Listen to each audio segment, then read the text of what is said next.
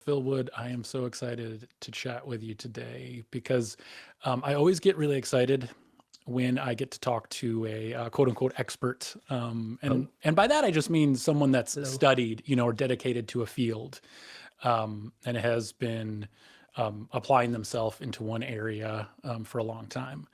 But when I met you and I heard your story, I was immediately drawn because you're the sort of person that has a mastery or an experience of knowing themselves in a profound way, Mm. and that's why I'm excited to talk to you today, because you had a condition that was debilitating. I was wondering if you could, maybe we can just start by sharing that Yeah. that part of it. I got diagnosed with rheumatoid arthritis and Hashimoto's two. They say, at least what I was told, autoimmune diseases, they come in pairs and triplets, and it's like sort of genetically predisposed and it can be triggered by things, but when they come in multiples. And so I felt like a ton of pain in my shoulder one day surfing a few years after college. So I was in my 20s. And then I thought I just like tweaked it, like falling, but it just progressed and progressed and progressed, and eventually I got diagnosed with rheumatoid arthritis. But it's like a really rare thing in young white men, is what they told me, Hashimoto's and rheumatoid arthritis. But if you have it, it's like extreme, and there's no, at least what I was told by my doctors, there's no cure, and it's progressive and it's chronic, and it's gonna, especially rheumatoid arthritis, and so it like gets really, really, really intense, and then you get on medicines that, like the furthest you get into it, they call it like a black label drug. So the side effect could be death, you know? So they're like, Whoa. which one do you, it's like you're kind of living on chemo in the end, but the alternative is, joint replacements, ultimately being crippled and just unable to function. And so mine got really painful actually Was late. it just the shoulder, or did you start experiencing it elsewhere? No, mine it like traveled. And so again, I think everybody's different. And the way my doctor tried to explain it to me at the time was it begins by moving around and ultimately will settle in some joints. Um, so mine, it moved everywhere. So it'd be a shoulder, then it'd be a knee, then it'd be a hip, then it'd be an ankle, then it'd be a jaw, then it'd be like my hand or my wrist, and then it'd be, it just was constant movement. But when it came on, like your joint swells up, like swollen, red hot, and then it's like it's not the joint so much as like all the tendons connected to it just get so inflamed you can't. You feel like you're gonna die. Like you can't lift your arm. There's times I couldn't get out of bed. Wow. Um, my wife had to help me put my shirt on. Like it was, it was in my 20s. It was like a really weird experience to be going through. Now, was this a experience that was happening daily, weekly? Like, did you have any warning when I'll call it a flare up Yeah, would happen? I mean, sometimes there was nothing, and sometimes it'd be super bad. And so sometimes it was every day for months at a time. Sometimes you'd have weeks where you didn't feel anything, and there was no warning. Like you would wake up and it was just, oh no, it's beginning, and it just would creep out across your whole arm or your leg or whatever. And it's just the worst. So painful, completely debilitating. Okay, I'm familiar with rheumatoid arthritis, and like you already mentioned, it's something that my grandparents had. So Mm. obviously that was a surprise for you in your 20s. Can you tell me more about the other autoimmune disease? It's Hashimoto's, and so your immune system attacks your thyroid, and it gets like they call it a goiter. So for me anyway, and so it's just like a lump on it, and so it just makes it unable to produce the right amount of hormones that you need, and your thyroid controls everything, controls your metabolism, controls your moods, um, and so that one would swing, and my wife would be like, "Oh, you're PMSing again," and I'm like, "Don't tell me that. You're not allowed to say that." So like we would go back and forth with that. Um, but it just, it affects your metabolism. So if you have to take a supplement, so they supplement whatever it's not producing, but it's constantly in flux. So you're always getting blood work done, and they're always adjusting whatever supplemental thyroid medicine that you need to function properly. And, you know, it'll settle for years at a time, or it'll start to jump quite a bit. And so you'll feel it either in your weight, or you'll feel it in just your mood generally, or your energy, you know. Okay, so this was obviously a rapid lifestyle change for you. Yeah. What was your strategy in combating this? I mean, did you go to doctors right away? Did you see a lot of specialists? Like, tell me about that, medical care Yeah. journey that you went on.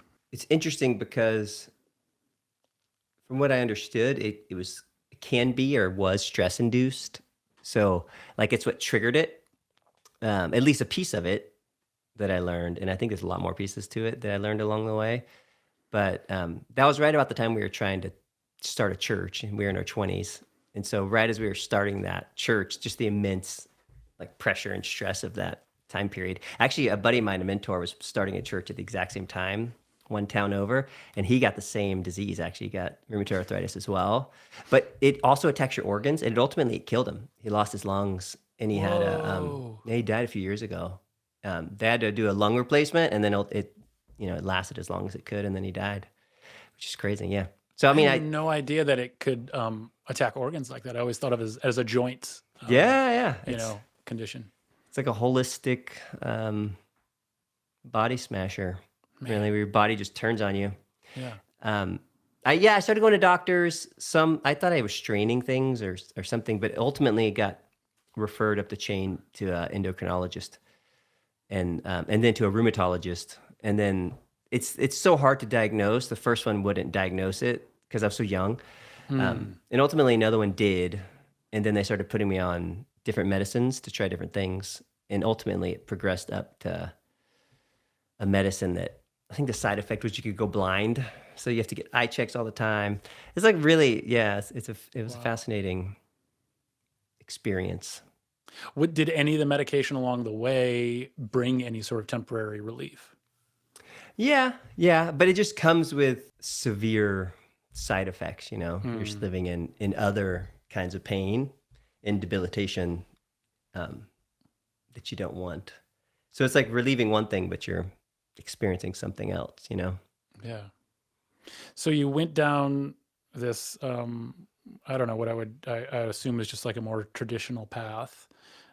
How much time went by before you decided you needed to start trying other things or find another way? Well, that's a good question. I was in that for years. I guess maybe in 5 years, somewhere in there.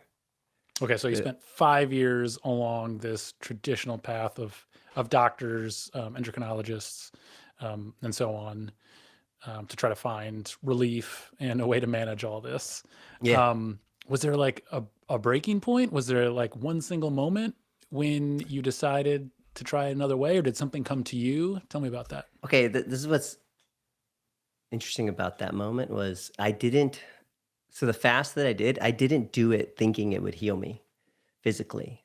Like I didn't think that was possible because the doctor just kept saying this is an impossibility.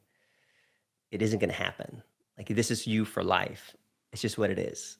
Um, and the guy he was like a brilliant musician. Um, he's like an opera singer, piano player guy. He's wild, this doctor. But you'd go into his office and there'd be these recliners all the way around the main room, and they all had IV stands next to them because when you take the big drug, like um, it's a drip IV you have to do every 4 or 6 weeks. I mean, it's like chemo. Yeah. And he would sit in the middle of the room, like playing the piano for everybody, like singing. It's wild. This guy's wild. He's like, no, this is it. This is why I built this. This is your future. Um, Wow. and I thought, oh my gosh, I cannot do that. Um, but again, I didn't. In a lot of ways, I had surrendered to it, and I didn't think there was a way to fix it. I think the healing of this was almost an unexpected byproduct of the fast that I did because I went into it with a different mindset altogether because I just didn't understand how it was connected. It wasn't about the rheumatoid. I had Interesting. I'd been leading that church. So we started a church, whatever 5 years was before that. It was just a rough go. And we were starting in this community. It didn't get traction. I always said it failed. My wife's like, don't say that. It didn't fail. It just was ready to the next step. I'm like, whatever. It failed. And so, but it technically didn't, because we moved to the city next door where some people were coming from. And we started it a second time after 3 years. So it was like start up, shut it down, start up. Same people, same names. So I guess it kept going. And then, we were in the hard process of doing that again in the first 3 years. And it was just so much stress and pressure. At the same time, I had just some stuff, like emotionally, spiritually, that I was wrestling with that I couldn't figure out how to release. I had like a lot of brokenness in my family that I came from. And there was just some stuff that I was carrying emotionally with my parents. And I like couldn't let it go. And I felt like all that stuff was holding me back. And then the tradition that I come from, it has fasting is part of every tradition. Every spiritual tradition, I think just every tradition, it's just a part of it. But I became like really intrigued with the tradition that I came from and the way that fasting was always a part of it. And I'd read a little bit about it, but not so much connected to my body and what it would do. It was more like the spiritual implications, the emotional implications. Like it was more of a transformational journey for me. And I understood that whatever happened in my body was like a mirror of what was happening inside of me in terms of my own inner world. And so I told Jen, my wife, I'm like, I'm going to do a fast. And in my mind, Jesus, he was 40 days. I'm like, I'm doing 40 days. Like, that's what I'm doing. But I was like, what I'd read in the fasting process, I wasn't carrying a lot of excess at the time. And so you can only do a water fast as much as your body will allow, depending on, how many reserves you have, right? So like it can be anywhere from 20 to 50 days is what I've read. And so I read I knew enough about safety, what would kill you, what wouldn't kill you. I knew what the processes of detox in theory were going to be like, and what stages would happen and what it would feel like. I'd done a lot of 1 day, 2 day, 3 day fasts leading up to that. It was just part of the tradition that I came from. So, some people are good at it and some people aren't. Blood sugar issues and stuff. I'm just really good. Like I don't need a lot of water and I don't need a lot of food, and my body will just go. And so I had a feeling I'd be able to pull it off, and not just pass out, and conk out or whatever.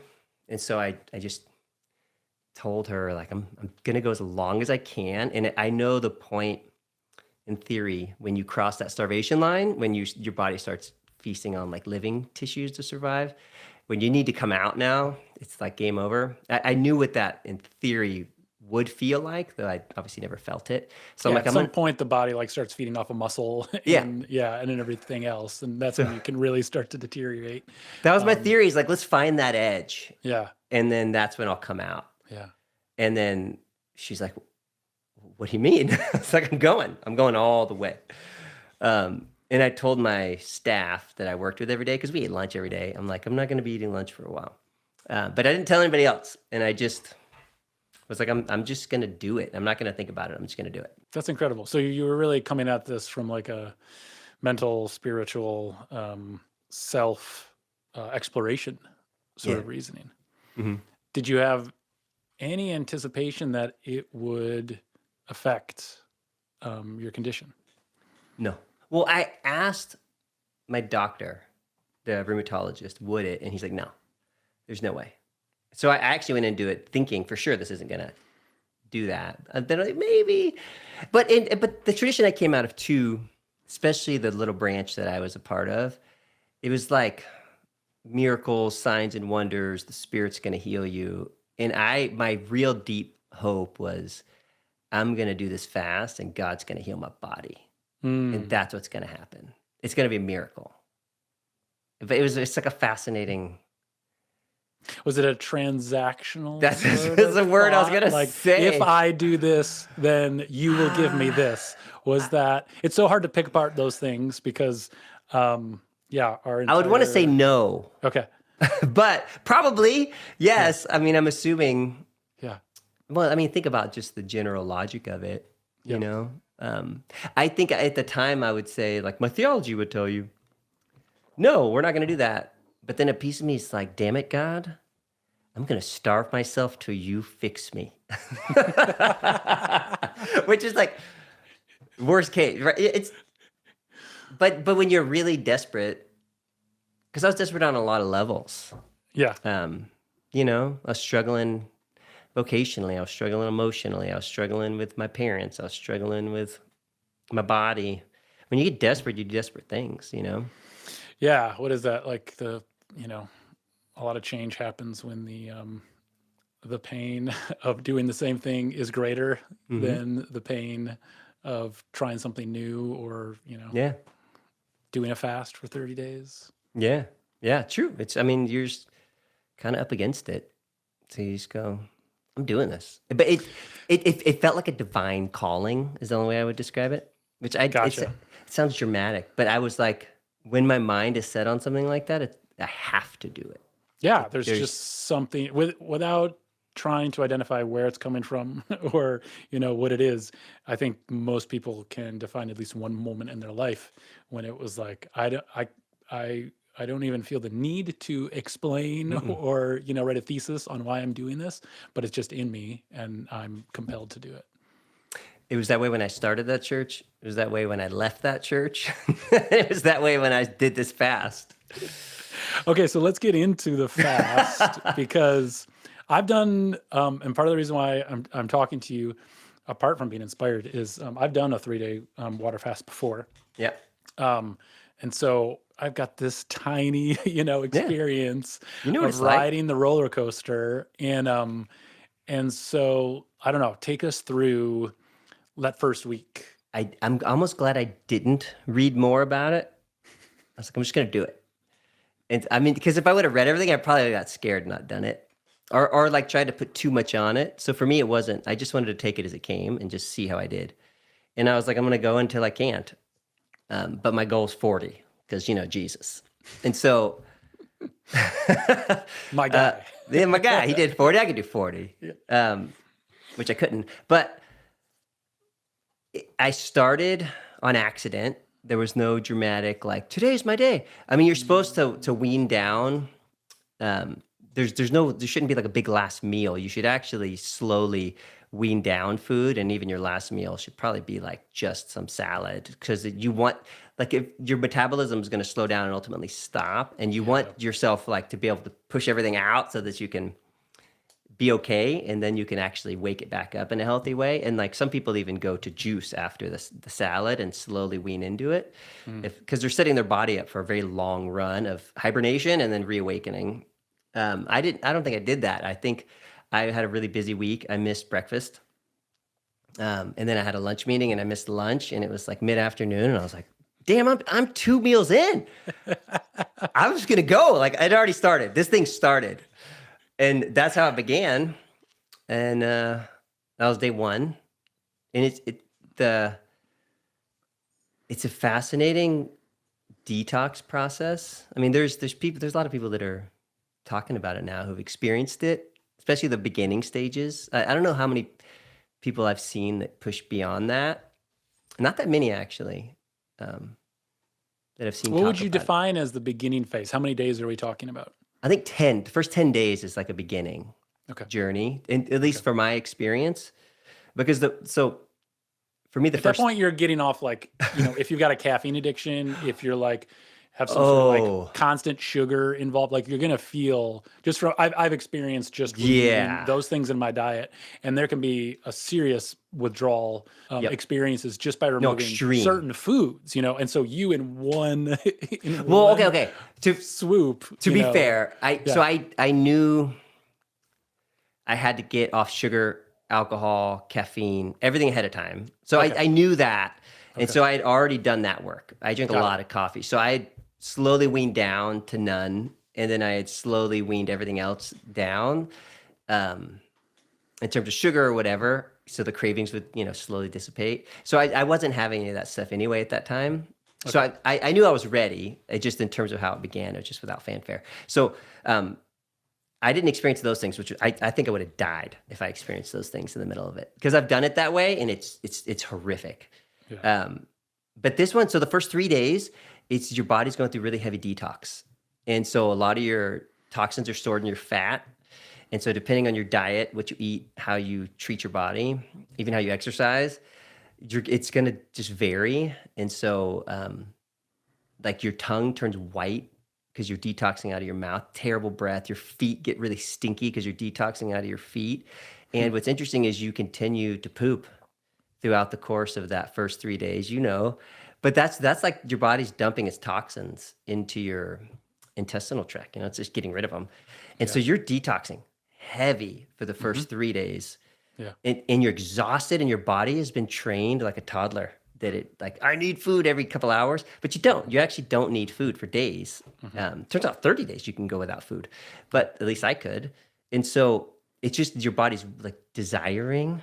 And so you have to have this mental fortitude of no, no, no. It's you're constantly fighting, and then you kind of crash. Your body's switching into ketosis, where it's going to actually use your fat for fuel, and it takes a while. And so in that process, you're crashing from not having the carbs that you need to, have energy, and that goes on 3 days. The next 2 days, 4 and 5, heavy detox still, and just pure exhaustion is how I felt.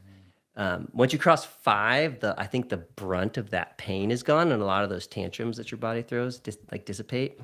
And so 6 through 10, you're still detoxing. You're still using the bathroom. You're still smelly.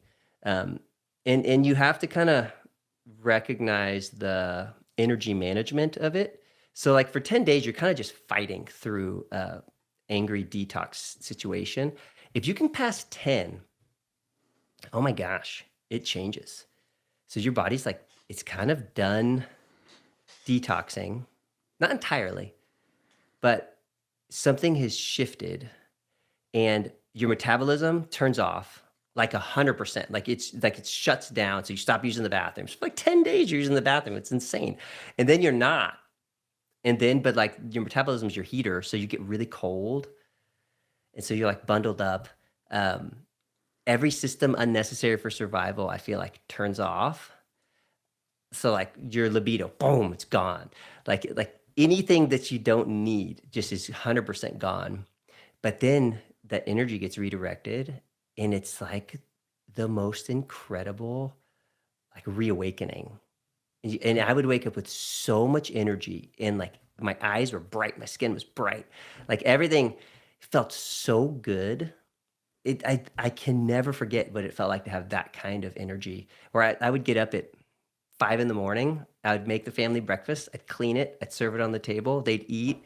I'd go bow and I'd have my like morning meditations and my whatever time. And then like I would clean, I could not be bothered by food. Like you just aren't hungry anymore after 10 days.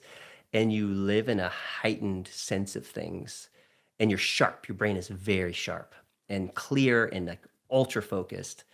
And you just stay that way, and you feel like you could live that way forever. Like you don't ever actually want to come out anymore. And it's the most elevated sense that I've ever felt. Wow. It was Um, really cool. can I ask, I know you're, like wellness and staying fit is just part of your lifestyle. Mhm. Did you continue to, well, any training, cardio practices, anything like that? Were you able to continue those during this process? Did you go surfing? Like how active Mm. were you, or did you really have to change, how much energy you were, giving yourself to different areas? It was definite energy management. So before that, I didn't work out at all. Like I didn't any of the fitness stuff that I do now, I didn't do actually. That was the beginning of it for me. Really? Okay. I weighed just over 200 pounds. I was probably, I don't know, 202 or something to start, but not like muscular. I was just kind of 200. I was just a big guy. And I lost 50 pounds over those 30 days. Wow. At first, it came off really fast, like 2 pounds a day. And then it slowly kind of tapered from there. So I would surf, but I could do that more mellow. I knew the more energy I expended physically, it would probably shorten the fast. This was my theory anyway. I don't know if that's true, but so I managed it. At the very end, I planned a 3-day solo retreat up to the mountains in our local mountains. And I was like, I'm gonna climb a mountain. That's what I'm gonna do. But so, oh man, I forgot about this. I had read of these like wild, like spiritual encounters. And I've actually had a few in my life that feel like out of body. Hmm. Like the things you read about, Yeah. like ecstatic, out of body spiritual experiences. I had one when I was a teenager. I had one right before we started the church that was a part of the process of going, I'm going to do that. Um, and then this was one. I've had a few since. Um, but I longed for that experience, and it hadn't happened up to that point. It was actually pretty like run of the mill, though sharp, but like no like boom revelation. Right. Um, It just became your new normal, it sounds. yeah, you kind of live heightened, Yeah. but not but physically reserved. But then I go up to the mountains 3 days, and I'm like, I'm not coming down till I have this ecstatic experience of God. I'm not coming back. There's like some Bible verse in the Old Testament where I'm like, that's my verse, like it's happening. And I would like sit by the fire, like I'm not eating, so you're just like doing nothing. You're just sitting around with like a journal for days, you know. And then finally, I'm like, I'm climbing the mountain, and I knew this trail up to the top, and I climbed to the very top of this mountain and sat on this boulder and just was like, God, give me the thing, and like there's nothing. I was so mad, and that climb is what kicked me out of my fast because I got to the top, and it just suddenly like I came down, and it like shifted me. And I remember driving home, and I pulled the car over by the lake on this mountain, and I'm like, damn it, God, this is your last chance. I'm going down this mountain. And nothing. And I got home and I was kind of bummed. And then so when your hunger comes back, it comes like from day 10 on, no, there's zero hunger. And then it comes with a burning, like burning sensation in your throat. And that weekend we were doing I was coaching one of my boys' baseball teams. They're little. And I could smell someone barbecuing in their house, like next to the field. And it like did something to me. And it started burning. And I told Jen, like, oh, it's time. Like I have to end this now. She's like, thank God. Because I mean, dude, my head shrunk. I'd put a hat on, and it was like floppy around my head. Like everything shrunk. My whole body was just shriveled. Yeah, And you start losing the subcutaneous fat, like inside of you, like anywhere yeah, where there's any energy reserves, your body's going to use it. So everything in you totally. shrinks. That's Well, fascinating. well, and I read later that imagine it like you stop buying groceries, and so you're gonna clean out the fridge and the pantry, and then you're gonna go back and knock out like the condiments and whatever's in the back and whatever. And then you're going to go hit the pantry and dig out whatever you can find until that's empty. Then you're going to start going through the drawers. You're like, there's a jelly bean. And you're like, clean it out. Like the whole thing gets clean, which I think is where it had to have gotten to. Yeah. Yeah. And then we just decided, okay. But at that point, everybody found out because I'd lost 50 pounds and eyes were all sunken in. Everybody in the church community thought I had cancer and was dying. Became this like communal experience at this point. Everybody's worried, which I didn't. Wow. I just didn't know what I was getting myself into, honestly. So yeah, you said that you wanted to find your edge earlier in the conversation, and so you found it on this mountaintop experience. Wow. How did you get yourself? I didn't even think about it like that.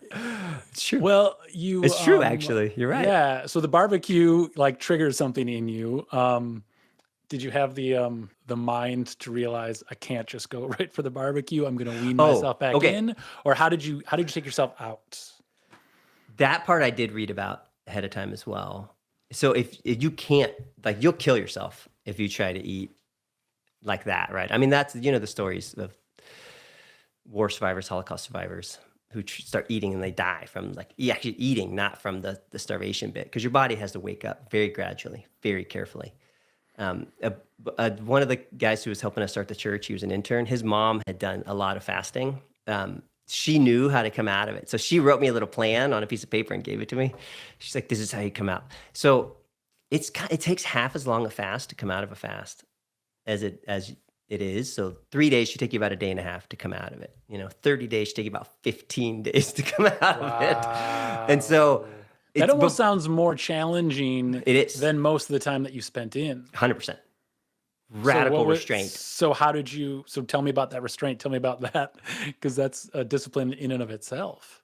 Day one, I put like that much juice in my water. And Wow. that one time. Day two, like that much juice. Day three, like a half cup. Day four, day five, whatever, a whole cup of juice, and you feel like you're electric. And you do that for a couple days, and then you move to broth, bone broth, chicken broth. Do that for a couple of days, and then I think the first thing I had was like a plain cooked sweet potato. It was mushy, which was amazing because your body's just the way it wakes up. It hurts a little bit, and it's like rumbling. It's trying to find its way. Um, and then there's just a slow progression of foods that I would, take a day or two and then try that. And then take a day or two and then try that. No oils, no seasonings, no nothing. It just has to be plain, simple, a lot of it mushy. Because you Well, but everything has so much flavor when you've oh, it's incredible. deprived yourself. Yeah. You realize you don't need to add butter and Yeah. salt to the sweet potato. Like you No. taste the sweet potato, and it's incredible and perfect just as it Yeah. is. You know. When your stomach's like a baby, Yeah. it's like a baby. Yeah. So you just have to slowly, slowly add. Okay, I forgot to tell you this. Yeah. I came down the mountain, I smelled the barbecue, and then I had this new staff of people that we had just got together. And for some of them, it was literally their first day on the team. There's maybe 4, 5, 6 or 7 of us are on the table. And we sat around the table and I told them, I'm gonna end this fast now. And they're like, okay. And I was talking about it and I was telling them how frustrated I was that I didn't have my experience. Mm. And like, I started crying. And then I started crying. And then I started crying. And then I felt like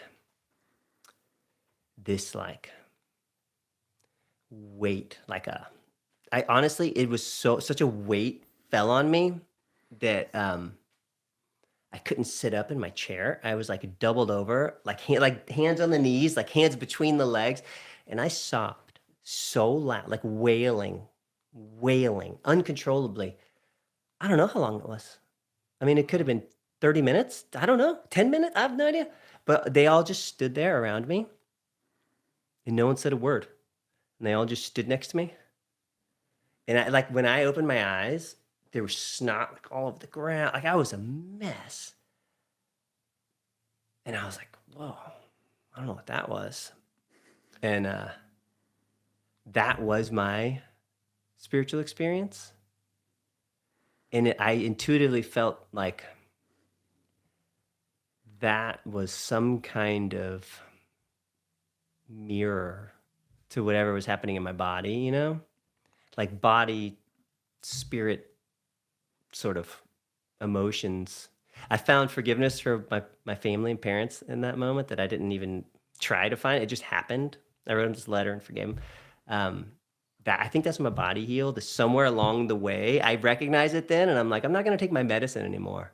Because I went to the doctor, and I was like, I don't hurt anymore. It hasn't hurt. And he's like, yeah, you're fine. I'm like, I'm going to stop taking my medicine. And he's like, don't do that. And I'm like, I'm not going to come back here anymore. He's like, this is a bad idea. And that was 2013. And like, I just left and I stopped and the pain never came back. It's just gone. And something healed in my body in that journey. I've since read some killer studies on rheumatoid arthritis, how fasting, the way I did it, is the way that there's a lot of research now of how it can actually heal your body and turn it back against rheumatoid arthritis. So I'm like, dude, I got lucky that happened. Well, yeah, just before actually I met you, I think I had heard for the first time of Dr. Alan Goldhammer. Do you know who that is? Mm-mm. He has a clinic and he's been doing this, I think, for at least 10 years, I didn't know that. where he does observed water fasts. And it sounds like after 10 days, you had kind of like broke through a lot of the complications. But it's like, even doing a 3-day fast, just the cultural, and interpersonal ramifications are so challenging. It's So vast. that's why it's like, like what this idea is crazy to so many people, because not only are you disconnecting from food, you're disconnecting from relationships, community, social outings, like work. Like there's all these areas where food just connects us Yeah. to our lives. Yeah, but he does, from what I understand, like a retreat style. So you're in this environment, you do that, and there he's got all sorts of long-term studies that they've done, different conditions, even cancers being reversed from 100%. this sort of experience. And it's why before even learning about that, I had just heard about the process of autophagy, where your body is always recycling these cells, Mm-hmm. trying to get rid of the dead, zombie sort of cells that Mm-hmm. can lead to disease and issues. And I had just heard that by doing at least 2 to 4 days, you help kick that process into Big high time. gear. And so I was like, well, shoot, if that's going to help me in some way, longevity wise, and like you, I like the idea of, the challenge of it, the finding my edge. Like, can I do Mm-hmm. this? Totally. Um, yeah. So but it's amazing that like you went on this journey and it was such a internal experience. And as you were describing what you just said, I just, I think of like a million different practices of quieting Mm. or moving past our body Yeah. opens us up to worlds and energies and Yeah. just mysteries, that I feel like we're just now scratching the surface of Big time. understanding the connection and the relationship there. So it's amazing that you just had this knowing of like, I'm done here. And you went. At one point, did you start telling people, I healed myself, or I've been healed, or this fasting Ooh. had a direct connection to I'll say remission. I don't know what the correct term would be, Yeah. of your condition. Um, I was hesitant at first. I mean, obviously, Jen and I talked about it a lot because I wasn't taking my medicine and it didn't hurt anymore. And it was just thrilling. I think we were scared it was going to turn back, you know? Um, I just slow, careful. Because even people I would tell would be like, no, you need to go back to your doctor. That's not very smart. But if you're listening, I wouldn't recommend not listening to your doctor, by the way. I'm not that guy. I'm into doctors. I believe in science, but I don't know, man. I started telling people, and I would tell people God healed me, and then I would tell people fasting healed me. I'm like, I don't know what it was. It was a very integrated thing, and I don't still to this day I don't deny the spiritual aspect of it because it was such a profoundly spiritual experience. I don't deny the emotional kind of ego death transformation that happened in that experience, or even just the release of things I was carrying. And I don't deny the brilliant science of fasting and what it does to you, the long tradition way back that I think something just all okay. After that, I told the church what happened, and that was like January, February, and we were coming up on Easter. In that year, I called the whole church to do a 3-day water fast, like the whole community going into Easter, and they all did it. And then it became our tradition. And so for like every year going into Easter, we'd do a 3-day water fast and we'd break it with this big potluck thing, it was, I mean, and everybody would always do it. It was this huge call in, which I felt. So then when I stepped out of that role, I stopped doing the water fast. I'm like, that's so uncomfortable. I'm ready to take a break from that. I think the whole church did. There's a lot of that fasting. And yeah, it's funny. I mean, when you and I met, maybe 2 years or so without doing the fast, I got salmonella and it turned back into rheumatoid arthritis, like severe, debilitating, like it was in the beginning. Oh, wow. And then I did a 3-day water fast again, and it totally healed it again. And all the symptoms went away, and that was it. It's gone. I tried to get in to see a rheumatologist, but the wait was so long that the fasting healed it before I ever got to the doctor. So I just never went. yet again. Wow. And so and I'm like, oh, I need to fast every year. I just that's again, I stumbled into that before on accident, and now I'm recognizing, oh no, that's something that has to be a part of my life now forever. I can't not. That's incredible. Um, and now I can't help but think, knowing a little bit about the work that you do now, um, that you go through an experience like this of, I'll say, self exploration, even mastery. You've got a gift. You've got something to offer to people. Mm. Um, so could you tell us about what you're doing now, Yeah. and maybe how your experience does relate, even directly or just indirectly, into how you are working with people? That's yeah. We 4 years ago stepped out of that role leading the church that we started, and my wife and I slowly sort of evolved and developed into starting a little firm that does, we call it transformational and executive coaching. Um, and so we work with organizations, teams, individuals, leaders, executives, sometimes couples. Sometimes we work together, sometimes alone, and we do coaching and consulting. We do workshops and events. We got into we kind of pushed further into that space and got certified in a bunch of different kinds of breath work because of just some experiences we had personally and how it impacted us and changed us. And so we incorporate a lot of wellness stuff into the coaching. So it's like leadership coaching meets personal development with some wellness coaching. We got certified in thermal contrast therapies with saunas and ice baths. And so we'll do, I mean, this week, a guy flew in from the East Coast, 10-hour journey to get here to do a session to work on what he's working on in his business and life and family. It's all integrated. And so it's funny. Some of them are like, "You're a performance coach because I'm trying to perform," and others are like, "You're a transformational coach because you're helping me transform my life." And it's all the same thing. Right. It's like helping people grow and integrate and figure out where they need to let go of, where they need to die, where they need to perform. And sometimes it's a lot of strategy, and it's very practical. And we're on a whiteboard, and sometimes a lot of leadership stuff, and sometimes it's just unpacking. Where do you need to release this and let go of that and deal with this? And today, my leadership coaching ended up being a profound conversation about this person's spirituality and their own evolution and growth and how that's now impacting their life and how they're leading in family. And I'm like, wow, every day is so different. Um, all that stuff that we lived into and did in those years is the work that we're doing with other people now, which is fascinating. I just didn't see it coming like that. Yeah, when you're in the moment of a chapter ending, it feels like a death often. Yeah, it does. Like It is. you would never come back to it, or there's nothing um, in that experience that you need to take forward with you, But like you were pointing out, there's an integration in Mm-hmm. that's happening at all times in all aspects of life, in our own lives and other people's lives, and it's amazing to connect those webs. And when we see it happening, yeah, it can be very profound. It is. It's like you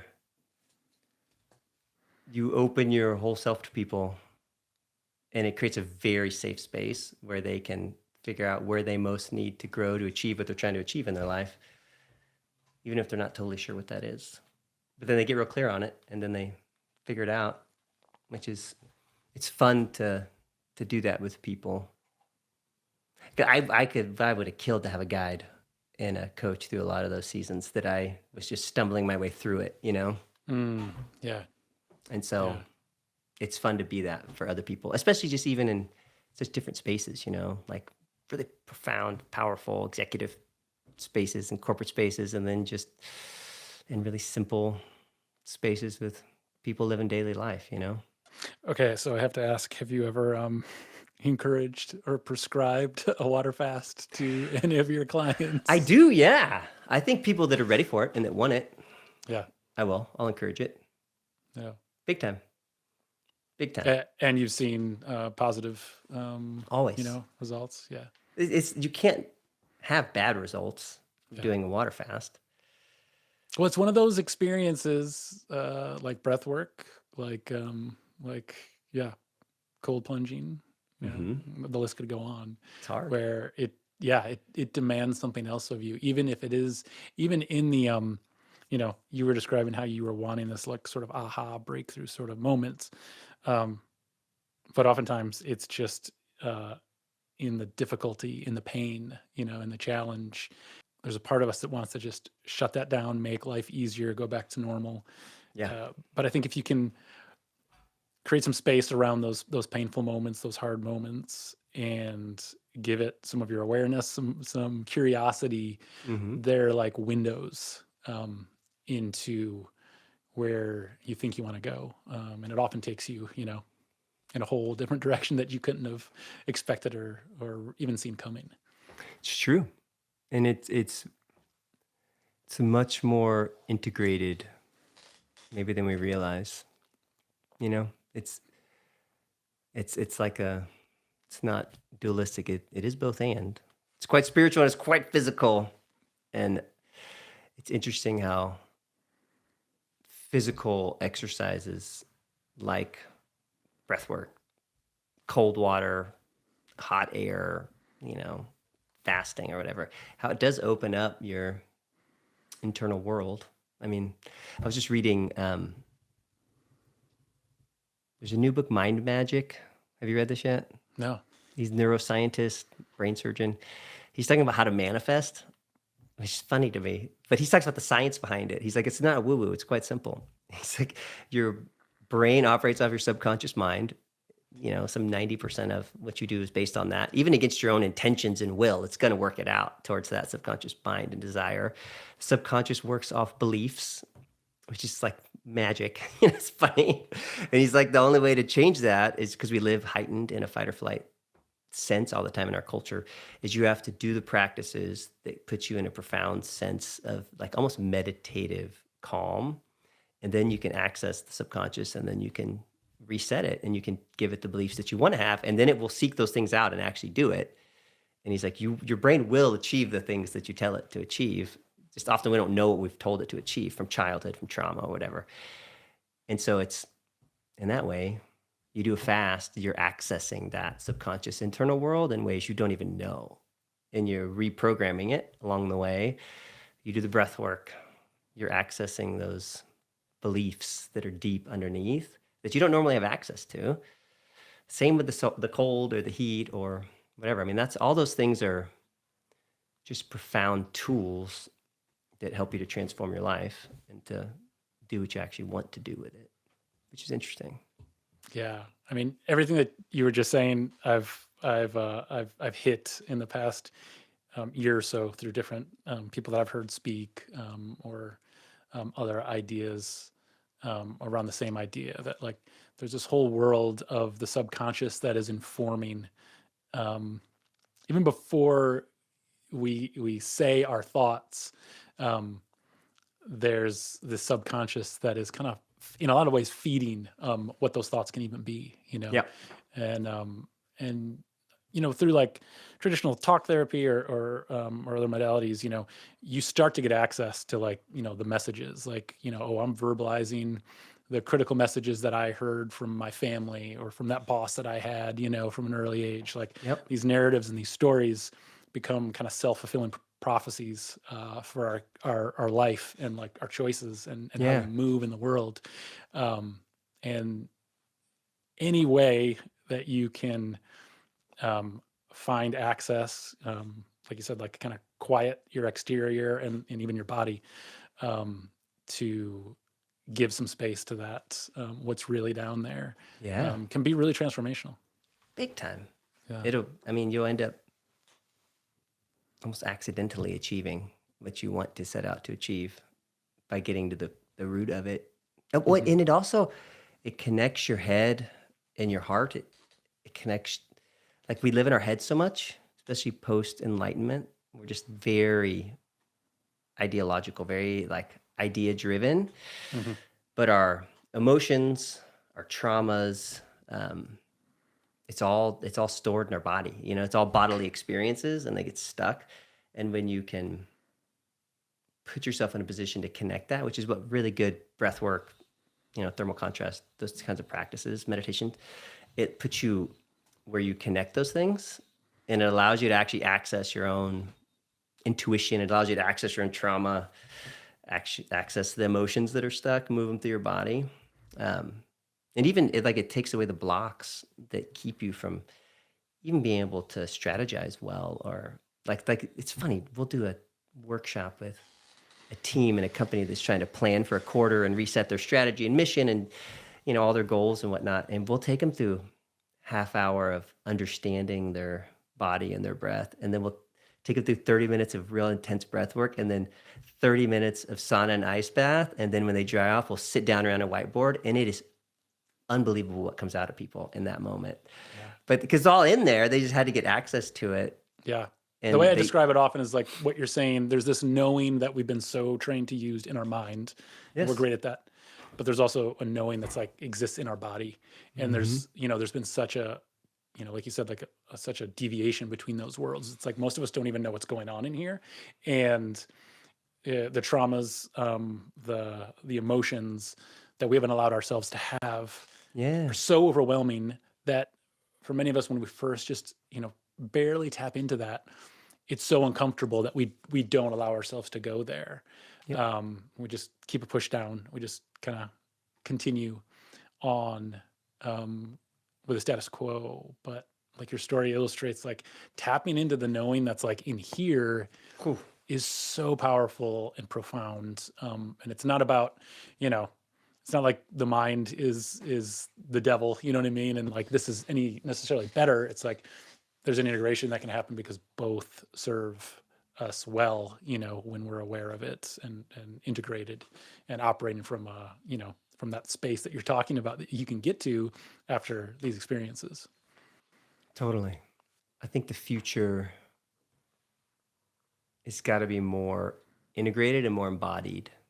I think that's the future of spirituality, coaching, business work, therapy, hopefully, everything. Because it's what sets people free. It's what transforms people. It empowers us to actually live the life that we want, Well said. Yeah. Phil, this has been such a good conversation. Thank you for sharing your story. I haven't thought about a lot of that stuff in a long time, actually. Yeah. I was remembering it as we were talking. I'm like, oh my gosh, I can't believe that Yeah. happened. I can see how it's informed, so much of what you do now, and just what you're offering to people. Is there anything that you want to share with us in terms of getting in touch with your coaching services or Oh, connecting yeah. people to that? It's called Expansion Lab is our firm. And so it's just expansionlab.io is where you'd find us. That's our website. Beautiful. This is fun. Anything else? Anything else? Anything else you wanted to cover, or anything that we missed, or a question I should ask? Something No, that spurred no. up. I haven't thought about a lot of those pieces in a long time. It's interesting. Yeah. I guess that is the embodied journey, but like there's been so many of those moments that have led to like dying into the next thing, essentially, What a phrase right there. And so antithetical to, bigger, better, improve. Instead of upgrading, maybe we need to die into the next thing. You know the difference between someone that talks about a thing versus someone that actually embodies the thing.